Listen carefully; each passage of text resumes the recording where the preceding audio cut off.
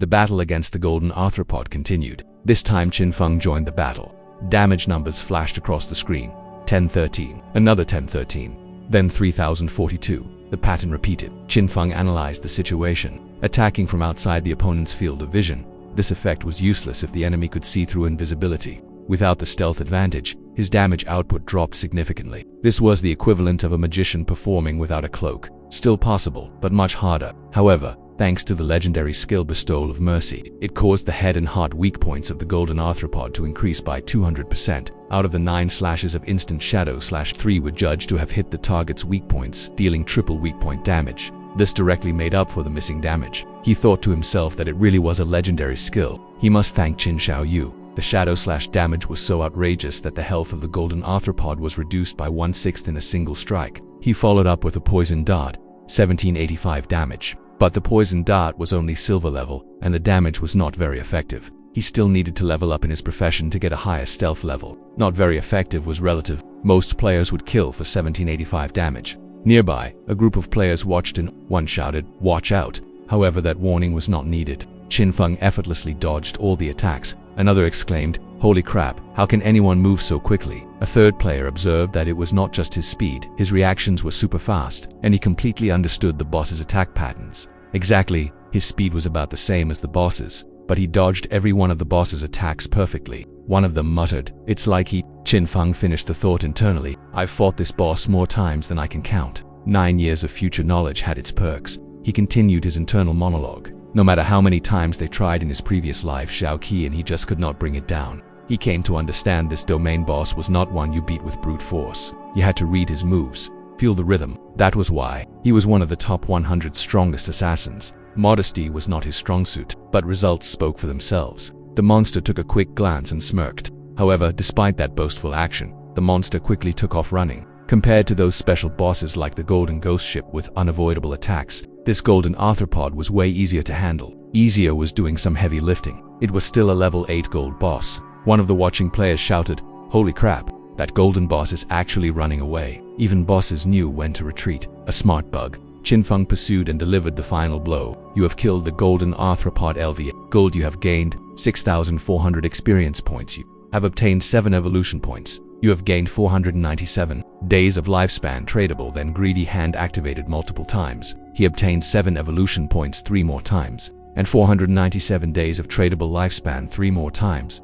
Amazing, a golden boss gave him 28 evolution points and nearly 2,000 days of tradable lifespan. This single boss kill was worth more than most players would earn in months. He examined the loot. A skill book dropped. Blacklight Shield, Platinum Grade, Assassin Skill. Its effect actively converted all of the user's dodge rate into a damage immune shield for 8 seconds. Cooldown was 60 seconds. Requirement was level 8. The conversion rate was, for every 20% dodge rate, gain 1 layer of damage immune shield. Once the shield was broken or the duration ended, the dodge rate returned to normal. He was pleased. Combined with the 75% evasion chance provided by the epic grade Ghostly Blur, Blacklight Shield could provide 3 layers of damage reduction shield. Acquiring this skill meant he could deal with bosses without having a hard time. Without having a hard time was assassin code for "I will now be nearly unkillable." He decided to evolve Blacklight Shield directly to epic grade. He consumed 1, 2, then 3, then 6 evolution points to 12 total. The skill upgraded from platinum to epic. Damage reduction shield duration increased from 8 to 14 seconds. The conversion rate improved. Every 10% evasion instead of 20% converted into 1 layer of damage reduction shield. He laughed. Now he directly had 7 layers of damage reduction shields. With this, he could even explore a lot of high-level areas early on. 7 layers of damage immunity was not a shield. It was a wall. He still had 22 evolution points left. He evolved Poisonous Darts next to increase its damage. He consumed 3, 5, and 8 evolution points to 16 total. The skill evolved from silver to emerald. Max range increased from 14 to 17 meters. Upon hits, it added 240 attack instead of 120.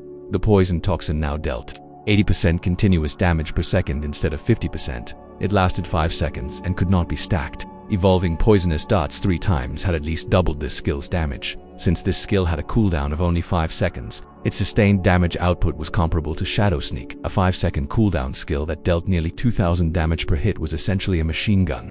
2 more assassin-type equipment pieces dropped. He equipped them directly. The first was City of Lightness, Gold Grade, Agility plus 20, movement speed plus 20%. The second was heavy crimson leather gloves, gold grade, assassin-type armor, physical defense plus 18, all elemental resistance plus 15, constitution plus 12, HP 5088.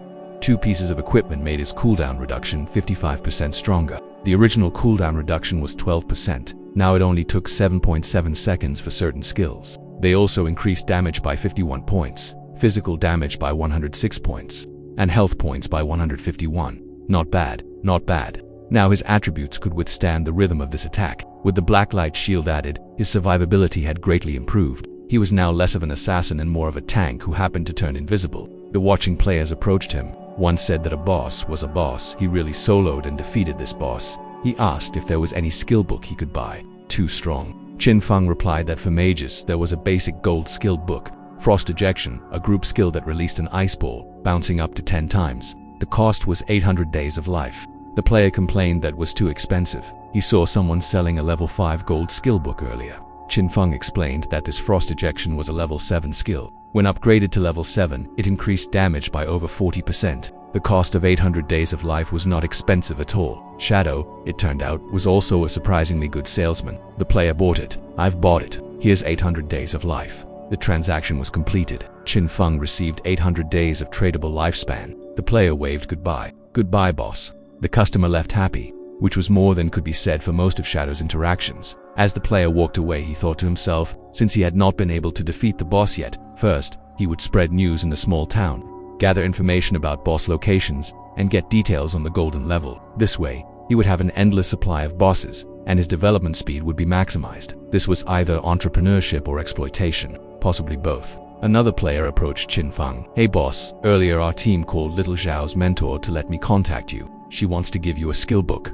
Qin Feng's internal reaction was immediate suspicion. Qin Xiaoyou wanted to give him a skill book. Maybe it was just a useless bronze one. His instincts were usually correct. Qin Feng thought that everyone outside is mostly guessing that Shadow killed Song Fei, and then she'll turn around and give Shadow a skill book. Qin Feng told Wang Meng to let her keep the trash and look at it herself. Wang Meng said, "Got it." Wang Meng relayed the message. The big shot says this skill is trash. He doesn't need it. You should keep it and sell it yourself. Qin Xiaoyou's expression shifted. Xiaoyou's plan to get close to Shadow had failed spectacularly. Qin Feng contacted Wang Meng. Wang Meng, come to town. I have something to sell you. Prepare your lifespan days. Wang Meng replied enthusiastically, awesome. Then Wang Meng hesitated. Right, boss. I have a question for you. Song Fei, was it you, boss? Who did it? Qin Feng answered without hesitation. That's right, I killed him. There was something refreshing about honesty, even when it could get you arrested. Wang Meng was silent for a moment. He knew that during the times Song Fei was killed, Shadow was offline. The motive and time of the crime matched perfectly. Wang Meng was either very observant or very connected, probably both. Since Wang Meng asked that, it meant the authorities had already guessed most of it. Qin Feng asked, why want to arrest me? This was either bravery or recklessness. The line was thin. In another 2 hours, other players would reach level 10. The fact that abilities were being extracted into reality could not be kept secret. It was a perfect opportunity to test the reaction of the Daxia authorities to this, a kind of probe. Shadow was not just a fighter. He was also a strategist. A terrifying combination. Hope you enjoyed the recap. Smash that like button if you did, and subscribe for more. See you next time.